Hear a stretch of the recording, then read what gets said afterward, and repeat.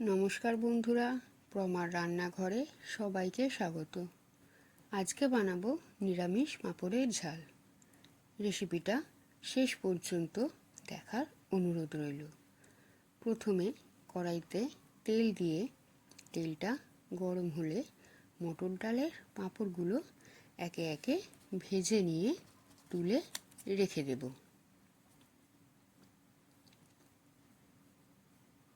এবার কড়াইতে থাকা বাকি তেলের মধ্যে দিয়ে দেব রসুন বাটা। রসুনটা ভালো করে ভেজে নিয়ে দিয়ে দেব টমেটো কুচি। টমেটোটা ভাজা হয়ে গেলে এর মধ্যে দেব সিদ্ধ করে রাখা আলু।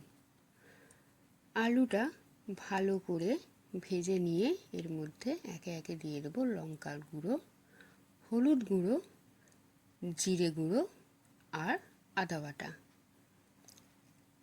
এবার আলুর সাথে মশলাগুলো ভালো করে মিশিয়ে নেব।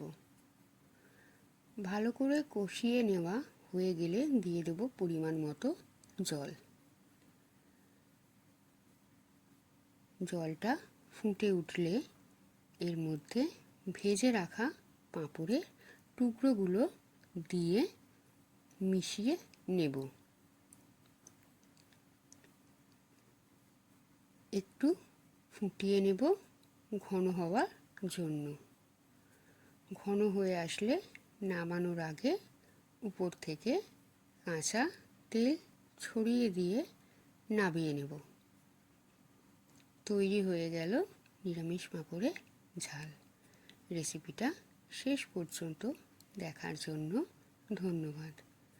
রেসিপিটা যদি ভালো লেগে থাকে তাহলে লাইক, শেয়ার আর চ্যানেলটা সাবস্ক্রাইব করে দেবেন।